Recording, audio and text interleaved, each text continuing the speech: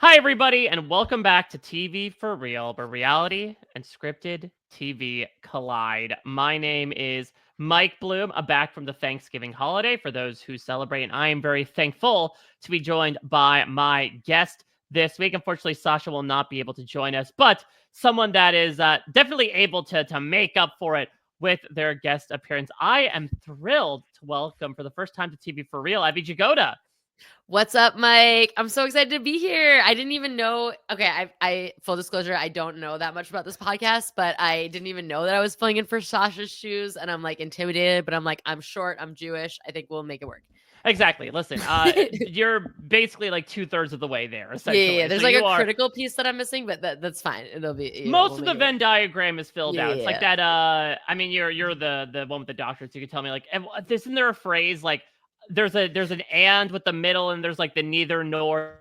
The Oh my God, that's outside of the beyond. Venn diagram, like there's some sort of logical phrase that I'm forgetting that gets ascribed to it. Okay, Yeah, I'm not so gonna lie. I My PhD did not include enough Venn diagrams for that level of conversation, but okay, my well that's apologies. fine. Listen, PhD is not required today. I guess a PhD in TV is the one thing that's a prerequisite for this very podcast. And I guess I should say, Evvie, how studied are you up on that? Obviously, we know your involvement in reality TV, but are you a connoisseur of the scripted variety as well?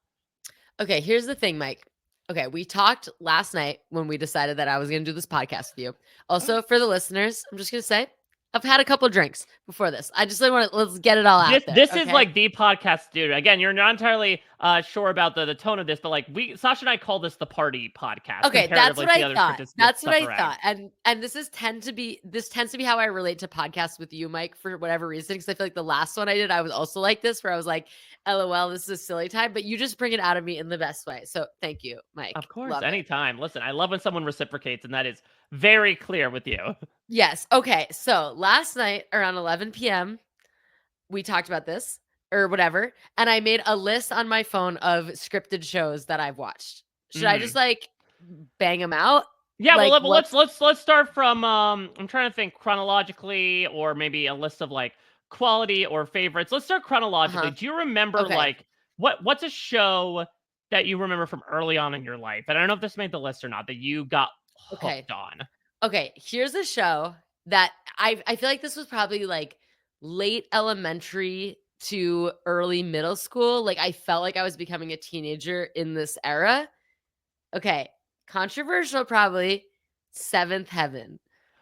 Okay. Uh-huh. This is interesting. Uh-huh. I haven't I'll admit I dabbled a little bit. Uh-huh. Obviously I think again, given one of the things you share in with Sasha and myself as well, like not typically the show we would Jews. watch, considering Sure. exactly like Sure. watching a pastor that turns out to be one of the most sinful pastors off screen that you could imagine, and his Yeah, family. it's bad.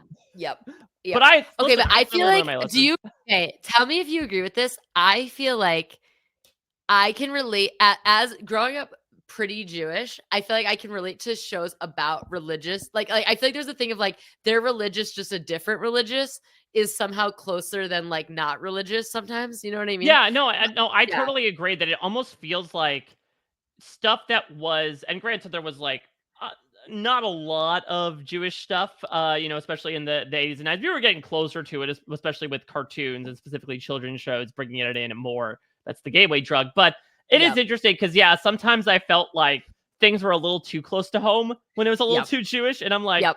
okay, listen, I just have to like take away one book of the Bible. And Right. basically we're on the same page here. So what's going on? And it's also not like those types of shows, especially Seventh Heaven, which was, not exactly on these basic cable Christian based No, channels, this was is like on, ABC Family. yeah, exactly. WB, I think it was. So it's like, Oh, WB. That's right. That's yeah, they're right. not exactly Yes. saying like, all right, and this is what God teaches us. It's just more so, hey, here's are the virtues that I carry through in my sermons to teach my son that the one episode I really remember was the one where the oldest son, Matt, Yes. they catch him with pot, and it's like he is, I don't know, like has a stash of angel dust in his Yep. pillowcase. Like they Yep. treat it like it is the most taboo thing, and that this man has basically like shooting heroin directly into his arm in front of his parents. Yes. Relatedly, Simon, who's like one of the youngest in the original, when he grows up to be in college, there's a plot line where, I mean, he commits the ultimate sin of having sex before marriage when he's in college. And it's so much of a crime and terrible for you that it literally leads to him like failing out of college because he's like because him and his girlfriend are like skipping class to have sex, and therefore it leads him to like flunk out of college. And the lesson, of course, is that having sex will make you fail out of college and ruin your life. Yeah, exactly. As we know, it's like your brain is a switch, right? It's only libido or academics. There's no difference in between. Yep. There's also, speaking of the Jewishness, at some point, Matt, the oldest one, he ends up marrying a rabbi's daughter. So he's like the pastor's son, rabbi's daughter thing. And I grew up in a kosher home. So like we didn't mix meat and milk. And there's like a very funny scene that my whole family enjoyed of like when I guess there's like a meet the family thing. Yeah. And the pastor's wife, main character woman, tries to make a kugel to be nice to the Jews, and at the end, like the whole meal erupts for like a variety of reasons, and at the end, the rabbi's wife is like, "Well, you know, it was so nice that you made a kugel," and the pastor's wife was like, "Well, yeah, and you know, I couldn't find schmaltz, so I did cream."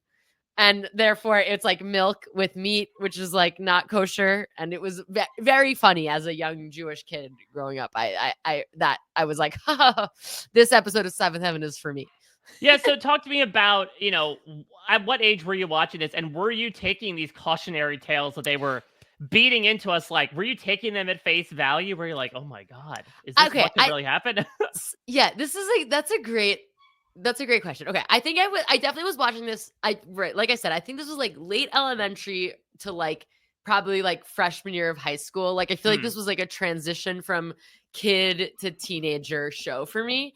And like I do feel like, because a lot of those messages like don't have sex, don't do drugs, those were definitely messages I received, but not from like a Christian you'll go to hell way, from more of just like that's fair. Yeah, it's more so they are exaggerating it to the nth degree. Where I mean, it's something that we spoke last time we spoke with Owen about it, and like we talked all about DARE and anti-drug PSAs that existed both in, you know, face to face as well as like in pop culture. And this is one though that I think really jumped to that conclusion before the truth ads came out of like, this is the first step you take to the path to hell. Right. And I think for me, I think the thing that I think why I was watching it is like, I think I really was drawn in by the family dynamic. You know, like I think, you know, I'll just spoiler alert, those messages, they did not work. Love drugs, love sex. You know, I like them a lot. And but you're not in school anymore. It's okay. You can have as much sex as you want. It's all fine. But I think the thing that I really liked was that the tension would happen, but then the parents were always really nice in the end. Like, even if they were like disappointed, they were nice about it and like loving. And I think like that was a piece. I think grappling with those issues, but then having this is a 45-minute episode that will have a resolution where it's all okay generally, was like the important thing that I was getting from it. You know what I mean? Where you get to like see it play out, but like also they're all fine. I think that was kind of like the thing. That's the thing. Yeah, it is this sort of like reversion to the status quo of like, well, we've all learned a lesson today and we won't speak of it again, but at least now we can sort of have this cultural reset. It never really felt like they were, I mean, I guess with the exception of Simon, everlasting stakes to these bad choices that they make, because they were always able to revert to the mean. That's right. That's right. And definitely like the relationship of like the older siblings to the youngest ones as like a kind of like, I feel like I was really like, I was the younger of two kids, and I kind of always wanted there to be more kids, and I kind of wanted to be an older to a younger. And so I got, you know, I don't know, all this stuff. There was definitely something sort of like family shit playing out for me, you know? Do you have a favorite show of all time? This could be either a show you turn to in like your times of need, or like one that you've just like, you've watched one time and it's just always been your number one without question. That is a freaking hard question, Mike. Oh yeah.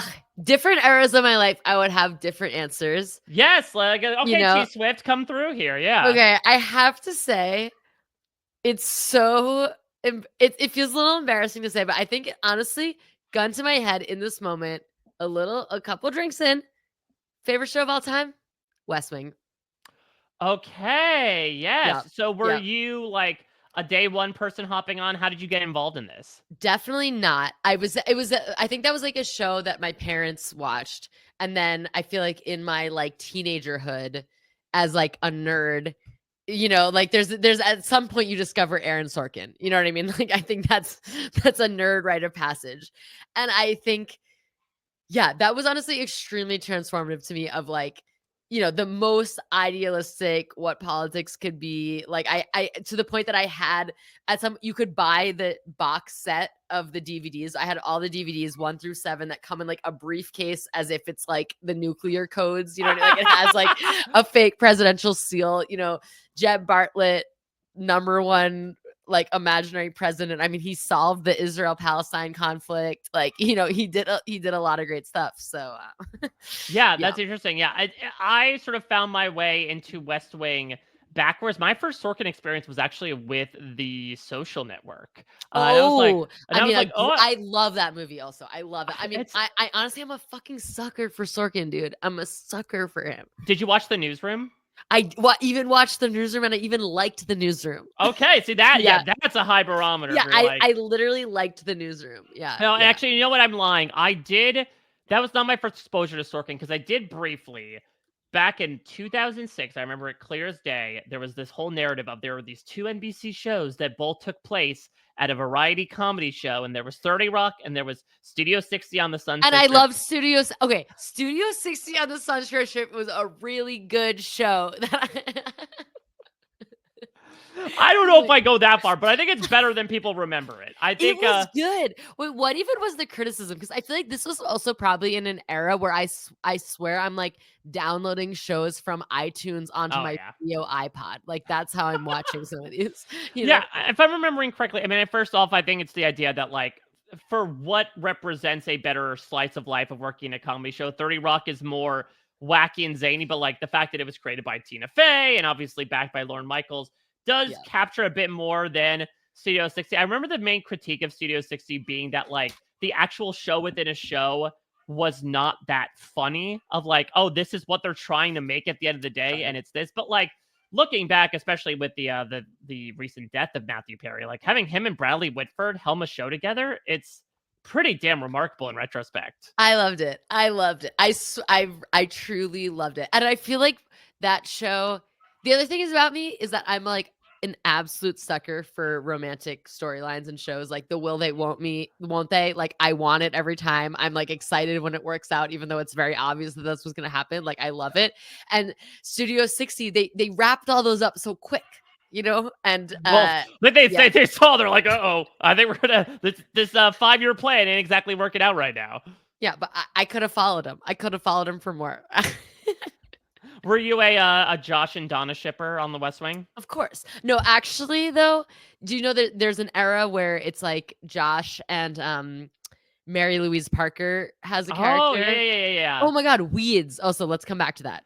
Oh yeah, we'll come back to the Weeds. thing is, I have a huge crush on Mary Louise Parker. She's so hot and cool and sexy in every single one of her things ever. And she plays basically like a sort of like equivalent of head of Planned Parenthood or something like that. Yes. And her character is so hot and cool for Josh and way out of his league. It's honestly like, well, but then Donna gets really hot. Like I'd say cooler by the time they actually get together because she's all like powerful in like one of the campaigns. Mm-hmm. Yes. So anyway, I was a Josh and Donna shipper, but if I had my number one pick, it probably would have been Josh and Mary Louise Parker's character. But once that's over, it's like obviously it's got to be Josh and Donna. Let's talk about Weeds here, because was it just that you were like following Mary Louise Parker? Was it to your point, like, the fact that you weren't taking the 7 Heaven lessons correctly?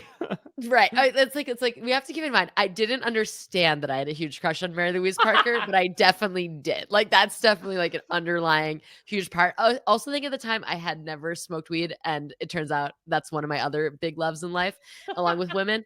So I just didn't know what was happening for me, but I love that show like a lot. I really enjoyed that show. I mean, I think for the first little while, I still think, especially in retrospect, like once they burn down the town and I leave mean, yeah, Agrestic, and then they then start it's a the little whole bit Mexico. Yeah. yeah, well, Yeah. yeah, exactly. We're in Mexico, and they're building the tunnel between Oh Mexico boy. and Yeah. California. Like, what exactly? There's only so many times that we could see like Nancy Botwin sip on a straw before you're like, it feels like we've lost the plot here. I can watch Nancy Botwin sip on a straw all day long, Mike. That's what I'm saying. But yes, no, but I like, because the other thing, another one of the shows on my list here is Desperate Housewives. I feel like I Mm, do really like the genre of suburban mom goes bad. Like interesting. that definitely works for me. And I think the yeah, I feel like the Weeds. I don't know. I mean, it's all the things. It's like the suburbs, like especially I grew up in like classic suburbs, and Right. it's like suburbs gone bad. The stuff that's below the surface, the like, and yeah, I don't know. I just the chaos keeps ensuing, but it reverts back. I also think there's a very memorable scene to me in Weeds where she goes to some like fancy like Hamptons-y type party, and she's like, "Oh, these people are buying $50,000 bottles of wine just because it's $50,000." So she Mm, takes her regular weed and she's like, "Oh, this is exclusive and you have to be on the yeah. wait list and you can only get one." And like I remember thinking like, "Oh my god, capitalism is so fucked up." You know what I mean? Like I feel like you get these like bursts of wisdom. Like that one really stuck with me of like, "Oh, fancy stuff is cool because it's exclusive and fancy." You know what I mean? Like that was like a lesson that I learned from Weeds. Have you ever seen the HBO TV miniseries of Angels in America with Mary Louise Parker? Oh my god, I didn't know she was in that. Mike, I Okay. literally just now, the part of the reason I'm drunk is because my friend picked me up from the airport and we went to the bar and we were talking about how we saw Angels in America together. We saw the play version where it's like a Yes. million hours, but I actually haven't seen the HBO show. And if I had known that Mary Louise Parker is one of the characters, who is she? So she's She's Harper. She's oh Joe's yeah, yeah. husband. Yeah, yeah, And yeah.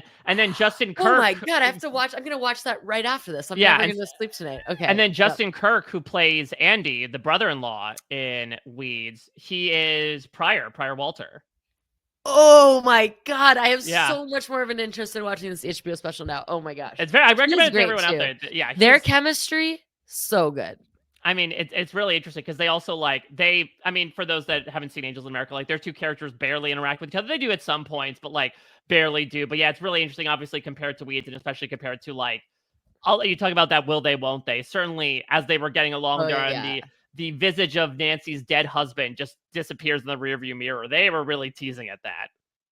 Oh, sure. Well, not even I mean, I feel like in maybe the last episode they like have sex on the lawn. Like it's like I mean, it eventually wills, but in a very won't kind of way. Give Yeah. me some other shows that are on your list Okay. here. Okay. Well, this is related because another big show on my list, probably very much up there in the favorite shows, crossover character, Mary Louise Parker's husband in Weeds. What else is he in? Tragic figure. He always is born to die, like how he dies in Grey's Anatomy. Another one of my big shows. Yeah, Grey's is a show that gets talked about often here. It is one that I'm still trying to learn about. But talk to me about what Okay. you love about Grey's and Anatomy. and here's the better question: Yes. when did you stop watching Grey's Anatomy? Because I feel like everyone has that point. Okay. Yeah. I think I watched. Is this a spoiler? Like, Yeah, did we be like spoilery? I mean, spoiler. I'm not going to provide spoilers from my perspective. I can tell you what I know, which is very little. Let's just say one of the main leads, to my knowledge, is dead now, and I didn't see that happen. But I watched Ah, like a lot of the stuff before that. Like I watched, yeah, I probably watched. I watched through the whole like private practice era, spin-off era. I watched a lot of those, and some point in there after I probably stopped. But I watched probably like at least I watched the plane crash. mm-hmm. I watched a lot. I watched a lot. Okay, I want to paint the scene for you. My peak Grey's Anatomy era. Again, this is Please. still in the era. A lot of this stuff happened where my dad gave me the password to the Apple ID that we shared as a family, and he didn't seem to care that I was downloading 199 at a time. And so I downloaded like probably the first 2 seasons of Grey's Anatomy in that method. And I would watch them on my video iPod with this like these speakers that I got for my bat mitzvah. And I would like lay on the floor of my bedroom on like a blue carpet, like watching these. So like this was the format. And I absolutely loved it. Meredith Grey, I mean, compelling character. Like the doctors, I don't even know. I think it's got a Sorkin-y energy. You know, people Mhm. are walking around, stuff's happening. There's like emotional depth. I think Meredith Grey is kind of the classic. What's the thing, like pixie Yeah, girl, Manic Pixie Dream Girl, yeah. manic pixie dream girl? She's definitely like got that energy again. A type that, you know, all of us who like girls, that's probably a type that we enjoyed in that era. And you know, that all worked for me. uh that was, yeah, for some reason I feel like that show really was like a kind of like, again, a lot of these for me are like the shows that kind of transition to adulthood shows. I feel like that Yeah. one again was like oh, now I'm watching a kind of adult show, like, Right, you know because what it I is, mean? like, life and death situations. I mean, was there anything that you, like, learned incorrectly about, medicine or anything? Because these are, like, grave situations, but also once you get to a certain age, you're like, "Oh, this is so much bullshit that they're just kind of throwing out there for dramatic effect." Yeah, well, I mean, I'm so my uncle is a doctor, and I feel like Okay. I once asked him about doctor shows, and he was like, "I just feel like they're having a lot more fun than I'm having." And I'm like, so that seems right. Um, what did I learn from it? I mean, why did I like it so much? Also, it has a really good soundtrack. I feel like that's Mm, definitely part of it. I think honestly, I actually think it wasn't about the medicine or like any of that. It was about the like emotional shit. Like I think like the Meredith and Christina friendship and like their kind of like dark twisty thing. Like, you know, again, as an early teen, you're very like, yeah. oh, I've got my emotions and I'm like very special and deep for having them. And you know, you see I feel like they're kind of like teenagery adults where they have kind of these feelings and they're not really handling them No, well. And yeah, yeah, that is such a good point that I think it's a great lesson to kind of teach yeah, people that are going through these emotions is that like this is yeah, you probably get a better handle on them as you know, end up making the move to adulthood, but like at the same time, it's a reminder that this is being human, not even just being a teenager or someone on the yeah, precipice of experiencing this. yeah, absolutely. And like, there's a lot of good also, I think, like the intergenerational trauma that's like happening there with like her and her mom Hmm. feels very like, and to be clear, this is all me editorializing now. At the time, I'm like, I don't know, hot doctors and show and whatever, you know. But I really do think the Meredith Grey like dark twisty thing. And then also, I guess I was probably in high school and in a very like competitive, probably like like starting the academic competitiveness, which is Mm. also like a big part of it, of them being like very like, you know, competitive with one another, but then ultimately friends. Like they're these are all like beautiful ensemble shows at the end of the day, you know? I like that shit. Yeah, absolutely. I mean, Yeah. it does seem like that's also a bit of a carryover for you is that like do you like shows that are around a group of people and maybe Yes. there is that sort of communal aspect as much as like Wisteria Lane is not necessarily the most you know like let's all get together rah rah siskumba like they are all living on the same street together and so it That's right. seems like you're kind of looking for these shows that maybe are based out of like some sort of bubble in a manner of speaking.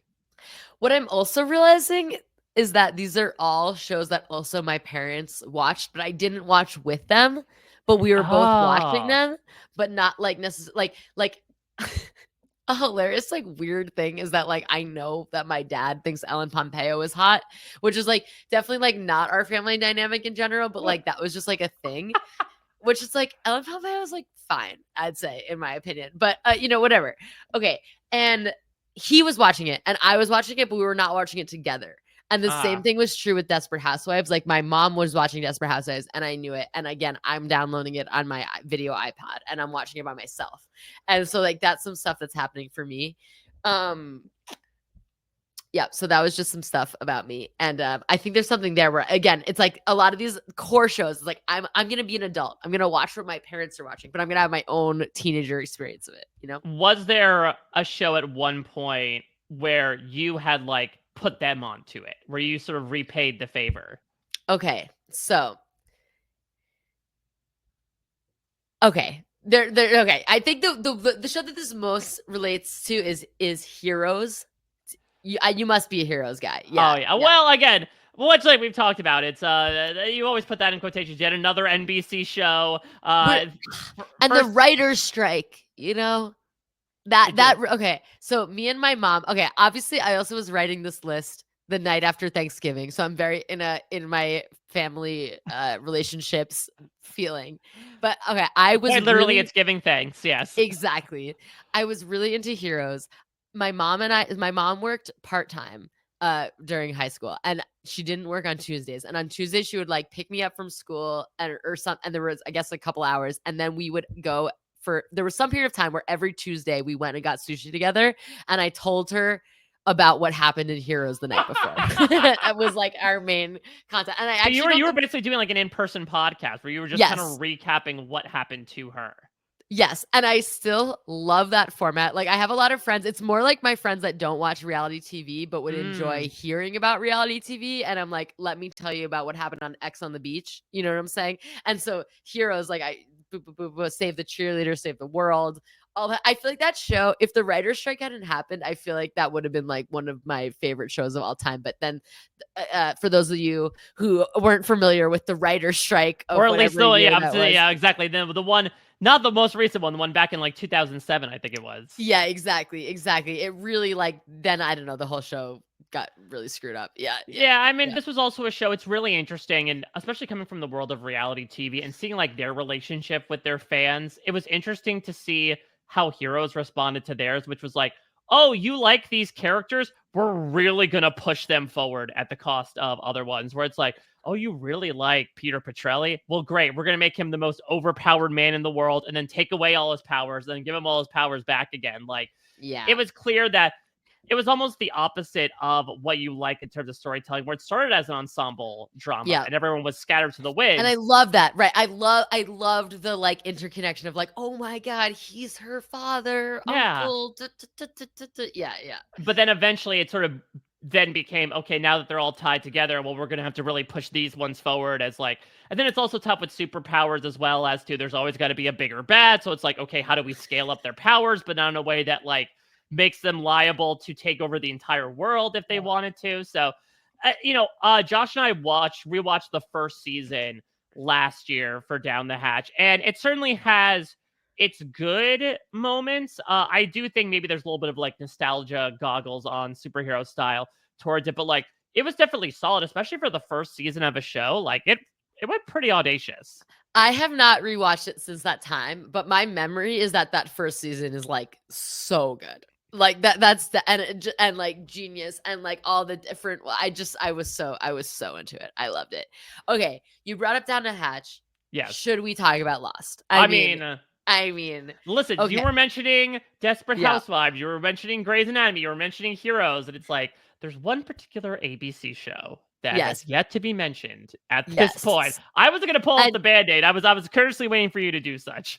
No, I mean, probably Lost was like the number one show of this era for me, for sure. I mean, it is the best. And we've DM'd about this. I am a big Down the Hatch fan. And so I didn't listen to all the episodes. At some point I fell off in the Down the Hatch listening, but I listened to a lot of the episodes, and I'm a little bit obsessed with you and I'm a little bit obsessed with Josh. And that's just like one of our things. And we just have to move through that to be friends. And, I love Lost. I started watching Lost. My best friend, Miranda, who I just saw, and her 2-year-old baby, we've all gotten so old. And she watched the first 2 seasons of Lost, and she was my best friend, and she just told me everything that happened. And I remember she did what you did with Heroes to your mom. Exactly. And I'm like, there's a hatch. Like, I don't know. Like, it just sounded crazy, but I was like interested. And then again, this is another one, video iPod, an important part of my watching journey. How many gigs was this video iPod? You're storing like, so many episodes of TV. I feel like so much, and I probably spent like hundreds of dollars. And like that's how they get you. It's those microtransactions. Oh yeah. Like bad. Definitely bad.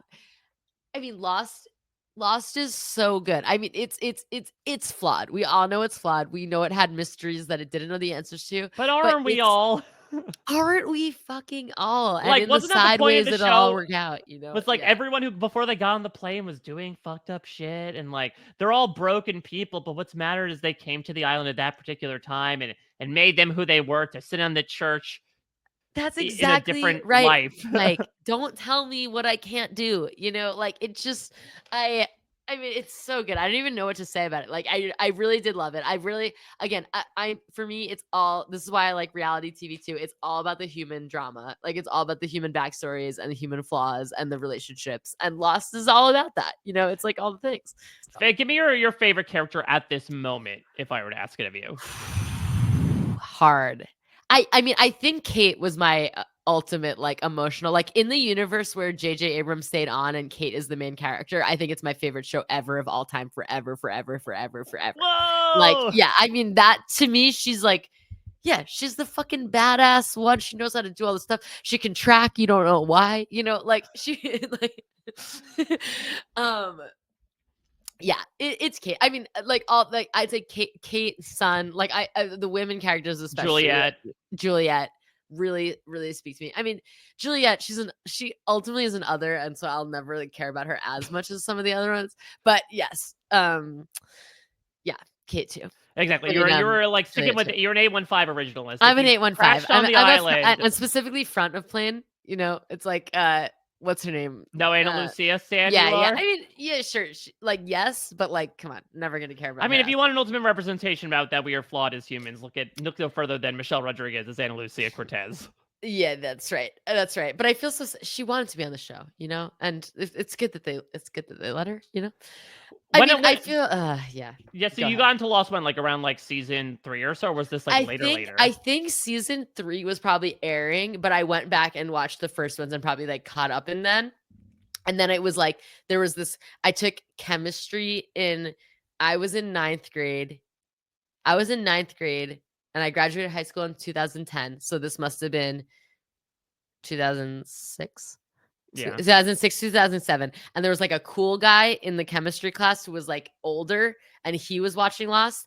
And me and my friend Miranda, we were like the nerds in the chemistry class. And he was like the older, not nerd, like kind of like, you know, like not good at school kid. And the three of us would talk about Lost after, you know, so that, just that was imagining like, this guy with like a 5 o'clock shadow. yeah, like that's how he is in my head too. But like, I don't know if that's real, but like, yeah, and I don't remember his name. Yeah, so it was that era, but I really like, yeah, really stuck with it all the way through the Sideways and but I remember actually, I listened to the Down the Hatch ones about that because I'm like, I don't even remember what that was. Like, you know what I mean? Like I was a little like blurry and young in the memory of that, you know? Yeah, season 6 is tough. I mean, it's definitely the one that I was the blurriest on because it's the one that I've rewatched the least, just because it is certainly regarded, and I tend to agree, as like the weakest season. So I'm yet less like, I don't know if I want to spend as much time here, because even the on island stuff as well is like really hit or miss by comparison. Yeah, although it does all come back because CJ Craig is the mom. She's mother. Yeah, she's mother. Yeah, exactly. She is quite literally mother. Listen, not a great appearance for Allison Janney. One of the very rare misappearances, but it's not her fault. It's not her fault. It's not her fault. But I loved, you know what? I really loved the era. My favorite era of all that stuff is like, I mean, the first season is like one of the best seasons of TV ever of all time. But then talk about another show that like just comes in hot for the first season and makes so many bold choices and is able to, but for the most part, succeed on them. So fucking good. And then I love all the Daniel Faraday time loops. I love time loops. I love the Sawyer and Juliet in the other time. I even love the like Adam and Eve bodies, like understanding that, like all that shit. I studied human evolution in history. Yeah. So I'm like, like that you like loop back around and like understand the deep past in the present. Love all that shit. Yeah, I was gonna say, does that just like general tenet carry into being a fan of like sci-fi pieces that deal with a lot of that time travel? Definitely. But it's all it's like, I think it's all related of like, I like human evolution because it's history. It's like the intersection of like history, science, and like human interest, you know? And same with these kinds of shows where it's science, but or like there's like a science element, but it's deeply connected to human stuff. Like my PhD is about humans and Neanderthals interbreeding and how that affects our biology today. Like that's like the shit I love of like, there's this crazy stuff that happened in the insanely deep past. We're talking about like 40,000 years ago. And yet that affects your biology today, Mike Bloom, and my biology today. Like that's insane, you know? And like, I love that shit, you know? Have you ever watched The X-Files? No. Okay. Oh my God, which by the way, Breaking Bad, another one of my shows that I didn't even write on my list, but Oh, actually that's probably like I mean, number listen, I yeah, was gonna say that's a consummate example of like that yeah, suburban lifestyle. Now, granted, it has a little bit more lasting effects than the typical stuff you're into. But yeah, X Files. I mean, what you're speaking to is, granted, it's a little more fantastical, but like the pairing is that you have Fox Mulder, who is like this. He is a government agent, but he is certainly much more of a quote unquote believer. But then you have Scully, who is like this hardcore scientist, and at least early on, they tried to bridge it into like some sort of scientific explanation behind things. And sometimes there is yeah. like quite literally elements of human evolution involved. Oh, I think you'd really I gotta enjoy check it. that And out. listen, I I would gotta also check that say out. Gillian Anderson is also could be up there with your Oh Mary yeah? Louise Parkers and your Evangeline Lillies. Like she's Yeah, great. She's you're fantastic. getting the type. Okay, I gotta check that out. I gotta check that out. Wait, I feel like I had something else to say about like Lost and like I don't know, all that stuff. I love that stuff. I really, it's all that to me the core of all the things. It's people, but then I love to put it in like the complex circumstance. Not a hot Hmm. take at all, but like that. Yeah. Is there a show that you have yet to see that you feel like you should or that you really want to? It just obviously is has not fallen into your queue just yet. Wow, that's such a good question. Could you name some shows that are like that for other people? And I'll I tell mean, you. for me, it's The Yeah. Sopranos. I've never seen it Okay. I before. I Sopra- know I know I want to. so in my top surgery recovery, I watched all of The Sopranos. And I'll just tell you, you should watch it. It is as good as people say. Okay. It's definitely, I mean, it has the thing of the same era of Lost where it's like there's so many episodes. Like, it's not even more. But it is, it's so weird because it's like my political beliefs are very like forefront for me as a person, and Right. it's so funny how much I really was so drawn into the Sopranos universe despite having like not a single relatable character to me like in any way shape or form, you know but I don't know, I came out, I was drinking Johnny Walker scotch. I was like like I don't know, it just was really good, and it's just also amazing acting obviously is like a huge part of it. Hmm. Sopranos is super good. But no, I've watched that, so check, not on the list. Yeah, I'm trying to think of like other ones that other people have Yeah, what are like mentioned. some of those like core ones? I mean, Oh, I've gotten people on this podcast onto Succession as an yes, I saw example. that, loved it, saw that, loved it. Okay, here's ones. Okay, so I am a huge 30 Rocker, like love 30 Rock, love The Office. Randomly, have not seen a single episode of Parks and Recreation. Okay, Yeah, I think you'd really like it, especially from this aspect of again this community. yep, First season, like both of those shows, is a little hit and miss, but like once they find their tone in season two, I personally love it. Now, look, I think certainly perhaps like appeal in watching things around the government for some people might be at an all-time low, but sure. I think also if you're looking for an opportunity to explore like what small government and optimism and joy can bring to a community, I absolutely recommend it. So where does that fall? Okay, we've got like West Wing, which I've seen. Then there's Parks and Rec, which I haven't seen, and Veep, which I also haven't seen. Where are those on like the Oh, doom scroll? Like I think okay. Veep is probably like it's like dark, right? Or it's Yeah, like so Veep is dark, but it's so cathartic at the uh-huh. same time. Like I think if you want just an incredibly good like scorching takedown of the people that are involved in the front and back rooms of politics, Veep is maybe one of the best written shows I've ever experienced. Like it is just so wild. It is such a good cast. However, I could Yeah. absolutely see considering that Parks and Rec, you could sort of like displace your mind to be like, well, we don't really meet anybody in the White House. It just takes place in Pawnee, Indiana. Like if you feel like it's getting a bit too close to the throne in a manner of Yeah. speaking with Veep, then I would say definitely, leave it by the wayside. But if that's okay with you, like, God, Okay. I I think recommend it. I think I'm probably in like a dark enough mood that will probably be right for me. So I think that's probably the one. Yeah, and it's sort of in the sort of Seinfeld and even Succession-y mold where like Okay. there You really know isn't what? anyone to root for. Like they're all pretty bad people, Yeah. which is why they kind of all work in this high level of politics in the first place. But the comedy is involved in that. Okay. As a New York Jew, another big flaw in my catalog is I've like never watched Seinfeld. And people Huh. just say references at me and you're correct. Like that's correct to stereotype me as someone that would have seen Seinfeld, but I have not.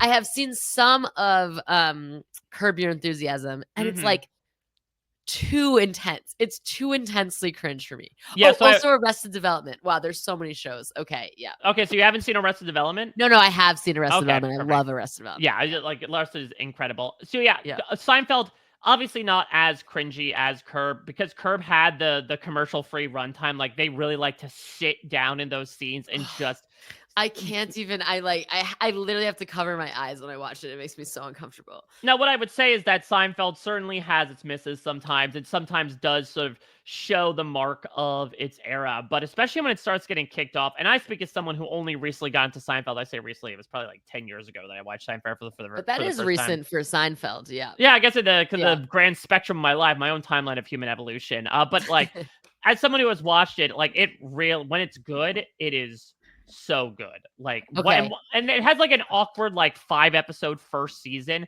but once you get past that, even stuff starting with seasons 2 and 3 before it really gets going in 4, there's like some stuff, and you'll do the sort of consistent Leo pointing at the screen meme of like, okay, now I understand what it means by you can't spare a square or the Chinese restaurant or anything like that. Yep. Yep. Okay, that's on the list. Okay, Mike, I have 2 shows for you. Okay, Okay. yes, yes, yes, yes. Okay. Okay, great. I feel like you've probably not seen either of these, but I'm just making an assumption. Okay. One's old, one's new.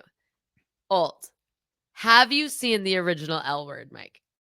Okay, so I have seen an episode or maybe a couple of episodes. I remember we had Izzy on a while back and spoke Uh-huh. about it a lot with her, and I was like, Of this is very course. intriguing to me.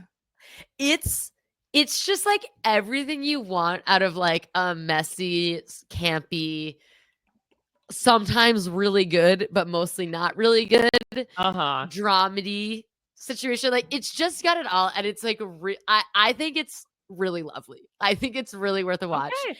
I really do. It's extremely entertaining. It's really fun. Now, did you not Yeah. suggest the reboot for like quality reasons or you just haven't seen it? Well, no, I've seen it all. I've seen it all. I think the original is just like mwah, like chef's kiss. The new is good. I think I'm not like Mhm. it's must watch in the same way. Like I feel like the new suffers from like it's not different. It's not actually all the way good because it's still built off the original thing, which is kind of bad. But the original thing is bad in the good way. You know what I mean? But the thing is, okay, there's a really good auto straddle, which is like a queer and lesbian news website and has Okay. podcasts and stuff. They have a really good rewatch podcast of the L Word. So I did a lot of watching the L Word and listening to the Auto Straddle podcast of it. Oh, And interesting. the L Word, the first season of the L Word has like a really good finale. Like one of like it's like a deeply good episode of TV. The rest of the first season is the show has so much bad. But that first episode, I really remember the host of the podcast being like, it's the equivalent of like you turn at the end of the end of the year of school, you turn in this paper and it's like so good that the teacher's like furious at you for being such a bad student all year. Like that's like the L Word has these episodes where you're like, what the fuck? That was like Yeah. Like you were amazing. capable of this the Yeah, whole time? exactly. Like, and the fact that you were capable of this means it's like actually so much more disappointing how bad some of these episodes were. But like, it's just really, it's lovely, and it's like the only show that lesbians had for so long, and it just like it has a lot of problems, but it also like is canon to a whole culture. So it's I think you'll like it, Mike. Honestly, I really think I you should think check no, it like out. I think it strikes gold for me. Where like Yeah. it's awesome, representation matters, especially at that time. But like at the same time, there's also a lot of great Yeah, it's schlocky. I also can't like believe they're doing this quality to it. exactly. It's also like goofy as hell. Like it's very campy. Yeah, Yeah, that is my I think you'll candy. like it. Yeah, I think you'll like it. All right, what's the Okay, other one? another one, and I think this one's kind of like better. Is Fellow Travelers. Have you seen this or heard of this? Okay, I feel like I've heard the name, but like, give me the elevator pitch on Fellow Okay, Travelers. this was another one I watched during top surgery. It's also available on Paramount Plus, so I'm sure that Okay. most of the listeners of this have access.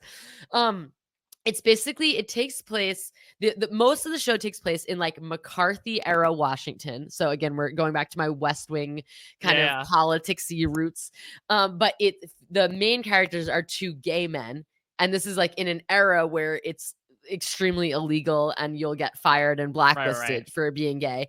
But one of them is like deep in the establishment, kind of like he knows how to navigate this world, and one of them is newer to it, and basically Oh, those are the yes, okay. centers. and Yes, I and know. the newer one is Jonathan Bailey. You can see him Yes, now in Wicked. Yeah, and the older one is the guy who was like in White Collar. Matt Bomer, yeah, yeah, yeah. Yes, Who yes. I And loved in The Normal Heart. I I remember. haven't actually seen that, but yeah, Oh, it's devastating, but it is really. so good. But oh my god, yes. Okay, so now I remember this because I remember hearing the name and I was trying to associate with. But yeah, that's Yep, the big Jonathan yep. Bailey piece that came out last year. It's really good. It's really good. It's really like, it's devastating. It's like, but it's got like a lot. Like, yeah, it's like the politics, the intrigue, the like sneaking around some. I feel like there's like Angels of America stuff in Mm-hmm. there. Like it eventually it takes you through kind of gay history in a way, which I think I've read reviews that like I think that's like not in the book, and some of that feels a little tacked on, which I agree it Yeah. does feel a little tacked on, but it's also really good. Like, and also like deep emotional exploration of men. Like it's got good stuff. Highly recommend. Oh man, I'm a huge Jonathan Bailey fan. Sasha and Dude, I are both like such Bridgerton season 2 fans, and like I saw Wicked yesterday, and yes. God, he was like He's so good. And so good. literally I watched like, I probably watched half of Fellow Travelers before I was like, "Oh my god, that's the same guy as the guy in Bridgerton," because he's just he fully embodies a completely different character, such that like if you look at the pictures, you're like, of course these are both Jonathan Bailey, but if you watch them move and talk, you're like, those cannot possibly be the same person. Like, it's Interesting. incredible. It's Oh incredible. my god. Well, I love this. We both have Yeah. homework to walk away from, That's so right. I guess I'm gonna have to. Yeah, we'll have to quit smoking weed because we have to get back into our academics. I That's mean, right, but I'll be watching Seinfeld, so I don't know. Yeah. exactly. Well, last thing I want to do is Evvie. I mean, you talk about again really finding your groove in these shows that are all about communities of Yeah. complicated people, and I think it's a perfect way to set up what you're happening to be doing. We're recording this Saturday night, and then tomorrow, December 1st, you are doing something absolutely fantastic with the reality TV community. Why don't you plug what you got going on? That's right. Thank you so much, Mike. So tomorrow, or whenever you're listening to us, this is happening on Sunday, December 1st, from 3 to 5 p.m. Eastern Standard Time. I am bringing together at least 12, no, actually now it's 13 Ooh, Survivor Baker's players dozen. and RHAP podcasters. That's right, a baker's dozen of Survivor related people to do an Instagram live fundraiser for Point of Pride, which is an amazing organization that supports trans people in getting healthcare and other services that they need. And also even just like doing cute things like writing letters to trans people. Like, it's like a really amazing organization. And yeah, I'm trans, I'm non-binary, I'm queer. You've probably, if you're listening to this, you might have seen some of my journey of some of those things. And like, it's an extremely scary time to be a person like me in America. This election was extremely devastating. The conversation after the election was also extremely devastating. And like, it feels really scary and bad. And then the thing that feels really good is to feel like we're not alone. And it felt really Yeah. good to be like, okay, I want to do a fundraiser to help trans people, and I'm going to reach out to Survivor players. And oh God, I hope that they're into it. And people were so into it. And like, so many people were really excited to be part of it.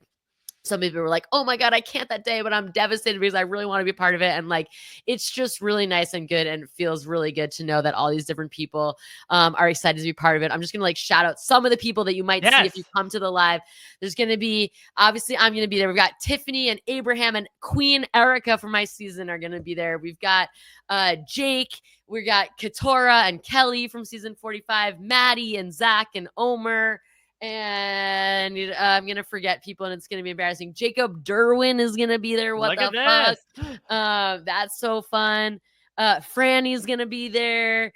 It's just gonna be like an amazing day, and then we're gonna end with me and Matt and Grace from The Pride Has Spoken, and Josh Wigler, There we RHAP go. scripted TV legend extraordinaire, I is just gonna be warmed. I just there. warmed you up for your first podcast with Josh. I'm the No, that's conduit, the right. bridge. That's absolutely right. It's gonna be a really fantastic day. And already in the advertisement of this, we've already raised $1,000 for Point of Pride, which is so freaking cool. And if you're looking for the live, you follow me on Instagram at Evvie Jag. EVVIEJAG, and you'll find all the information there. And you can also find the information for how to donate to Point of Pride, whether or not I can make it. You can submit questions. We're going to be just like chatting and answering survivor questions and talking about stuff. And it's just going to be a really, really nice time. And I appreciate you, Mike, for plugging this, for having me here to plug this. And I just like, it feels good to, oh my God, I forgot an amazing thing. You know, you're thinking about genderqueer survivor players. Who comes to the front of your mind today? Who comes to the front of your mind, Mike? It's got to be Teeny. It's got to be Teeny, and we got Teeny. Teeny's going to be there. It's going to be really sweet to talk to them. And also Zeke is going to try to join us. He's like a maybe because he's going to be at Disney World, which we love for him. Yeah. But yeah, so that'll be really sweet. And like, I just feel really honored that so many people are down to be part of it. And yeah, it's going to be a good day. Well, I think the reason why they were able to be so gung-ho about doing it is because of the person that was at the head of it, Evvie. I mean, you know, ever since we were in our DMs talking about Lost, after finding out you were a Survivor player, it's just been such a pleasure to get to know you, to become your friend, and to get to chat with you even more about the stuff that you're into today, and to both have lists that we can respectively walk away with and update each other on our progress. This was such a delight. Thank you. Thanks, Mike. So much. Wait, I want to give you 2 more quick shout outs because I just want people to know how cool Mike Bloom is. Okay. 2 things I remember in my life about Mike Bloom. 1, the Survivor cast for my season dropped, and it was very anxious for me because I was really wrestling with my gender shit right before that happened. And I had put on my Instagram that I use they/them pronouns, and the cast dropped. And you know what? Mike Bloom DM'd me to ask how he should relate to my pronouns and what to use. And it was really, really, really nice that someone in that field would actually just ask me. And that was really moving and important for me. And then number 2, you took the picture of me and Teeny with our respective top surgeries a few weeks ago or months ago or whatever. I know it feels only like a few days ago, but yeah, I mean, at that Survivor drop-in event, I mean, that was awesome. And again, that's how representation matters. You know, even just to see like the 2 of you getting to show that off and to see, you know, I'm sure even from your perspective, you had wondered if there was someone that could, you know, you could even connect with over your experience with, only to have Teeny come in, who I think summarily was also inspired by your experience too, which like, it's cool. Talk about, you know, evolution in a manner of speaking must be such a trip for you.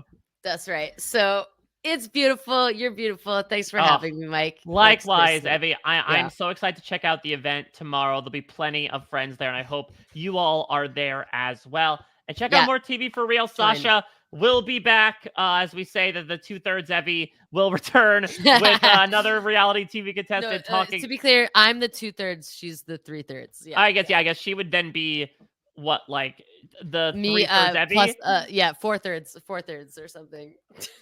That's again why we study human evolution and not math. Exactly. Well, no matter what, we'll be back next week with another reality TV contestant talking their taste in scripted TV. Thank you all so much for listening. Until next time, everybody, it's been real.